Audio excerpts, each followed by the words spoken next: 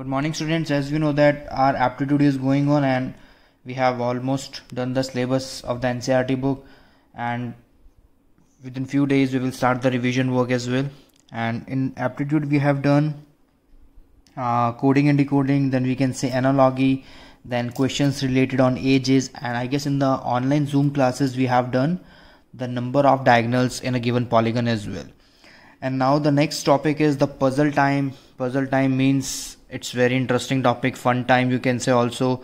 आपको हंसते हंसते खेलते खेलते दिमाग लगाना है अपना, because aptitude is all about your mental level, means mental ability, how spontaneously you can use your mind to give the desired and the perfect answer that is required in the given problem. Now puzzle time, puzzle में क्या होता है, हमें एक situation given होती है. We have given a situation and according to that situation we have to, सबसे पहले उस सिचुएशन को हमें समझना है. उस सिचुएशन के अंदर क्या क्या चीज़, क्या क्या कंडीशंस दे रखी हैं, उसको एनालाइज करना है और उसके बाद हमें जो क्वेश्चंस गिवन है उसके आंसर करने हैं. तो देखिए ऐसे ही हमारे पास एक सिचुएशन है. यहाँ पर क्या सिचुएशन है भाई? सिचुएशन ये है कि हमारे पास 6 सिटीज़ है.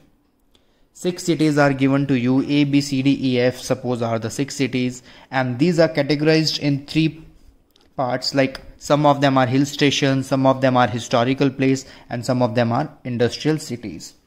Now we have to find which is in hill station, which is in the category of historical place, and which is in the category of industrial city. So now let's see. First here we will write hill station, then historical place, then here industrial city, and A, B, C, D, E and F. Like this we have to make table as well.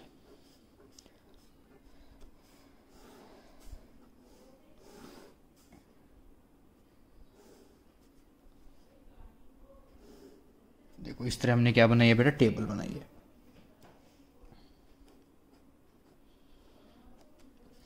अब देखते हैं कुछ statements given है हमें. यहाँ पे 5 statement given है. क्या गिवन है बेटा? हमें 5 स्टेटमेंट गिवन है.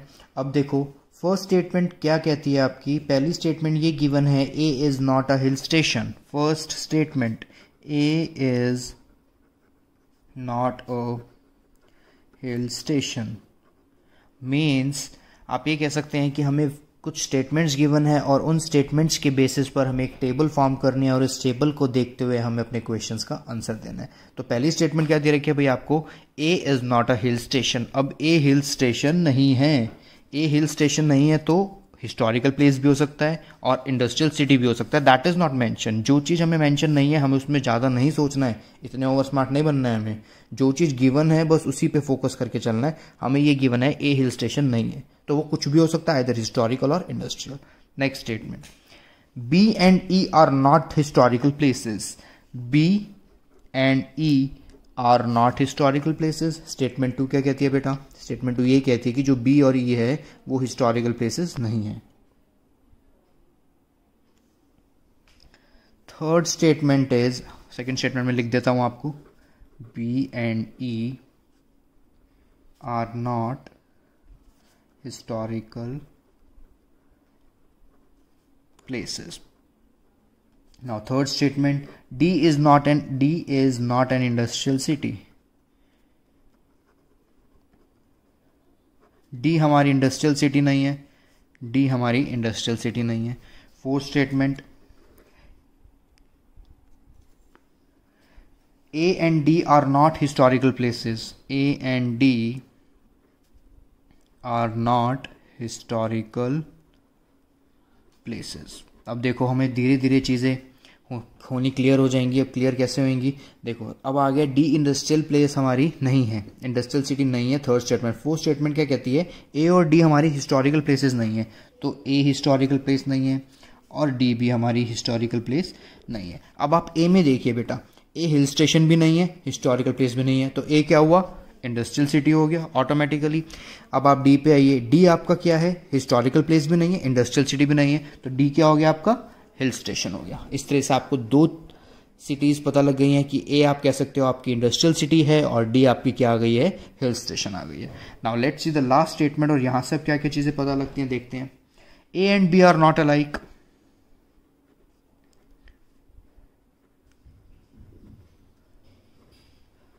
ए और बी आर नॉट अलाइक मतलब ए और बी एक जैसे नहीं हैं।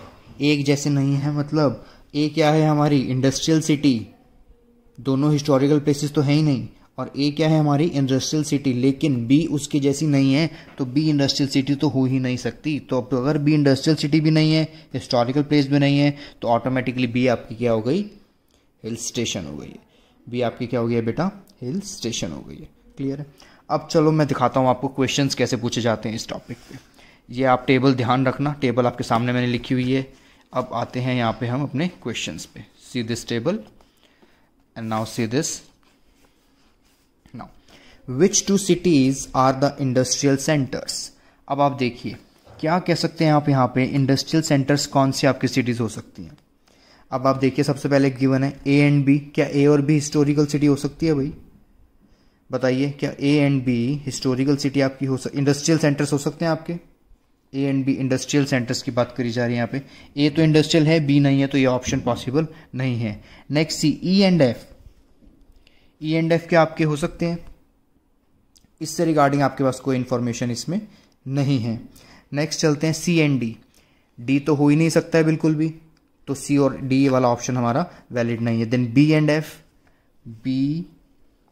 B and F, as you see that B is not the industrial, तो ये वाला ऑप्शन भी नहीं होएगा। Next is A and D. A and D, D नहीं है तो ये ऑप्शन भी नहीं होगा। तो ऑटोमेटिकली हमारा क्या ऑप्शन बच गए यहाँ पे, सिर्फ ई and F. E and F के बारे में हमें पता नहीं है, लेकिन अगर हमें पता भी नहीं है, लेकिन अगर हम बाकी ऑप्शंस देखें तो वो हमारे वैलिड नहीं है, तो ऐसे केस में इसका आंसर क्या हो जाएगा आपका, ई एंड एफ की। ये दो हमारे इंडस्ट्रियल सेंटर्स हैं इन द गिवन ऑप्शंस। क्योंकि बाकी आप कोई भी ऑप्शन चेक कर लीजिए, उसमें एक ना एक आपको सिटी ज़रूर ऐसी मिलेगी जो इंडस्ट्रियल सेंटर नहीं है। Which two cities are historical places. अब फिर वो सेम क्वेश्चन आ गया, which two cities are historical places. अब देखिए A and C, a historical है नहीं है, तो first option cancel out. B and F, again B भी नहीं है, ये भी cancelled out. C and F, C and F हमें पता नहीं है सी और एफ के बारे में, तो हम कुछ नहीं बोल सकते। Then B and E, B historical place नहीं है, ई भी हिस्टोरिकल प्लेस नहीं है, this is also cancelled out. What's left, A and D. A is not a historical place, D as well is not a historical place, तो automatically which option left, that is C and F. तो यहाँ पर हम क्या कह सकते हैं, सी and F हमारी क्या है, हिस्टोरिकल प्लेस। तो बेटा हमने क्या किया है, हम पजल स्टार्ट करिए। ये पांचों स्टेटमेंट आपको दिख रही हैं, ये रही 5 स्टेटमेंट्स। उसके बाद हमने एक टेबल बनाई है, टेबल आपके सामने ये रही। टेबल बनाने के बाद हमने क्या किया है, क्वेश्चंस के आंसर स्टार्ट करें। ये आपके सामने 5 क्वेश्चंस थे, हमने 2 क्वेश्चंस के आंसर करे हैं। Now your homework is you have to do the remaining 3 questions. आखिरी के 3 क्वेश्चंस करने हैं। टेबल आप अच्छे से देख लीजिए दोबारा से, आप इसको पहले समझिए और फिर दोबारा खुद से टेबल बनाने का ट्राई करिए, because this is all about the puzzles. This is very simple. बहुत सारे तरीके के पजल्स होते हैं, सेटिंग अरेंजमेंट होती है, सर्कुलर में भी, स्क्वायर में भी, रेक्टेंगल में भी। Then we have the different type of puzzles questions as well. So this is the basics of the puzzle. Okay students, so you have to do the remaining 3 questions and keep practicing your NCERT books and the chapters, as we know that the next month we will have the exams. Okay, so take care students, God bless you all, thank you.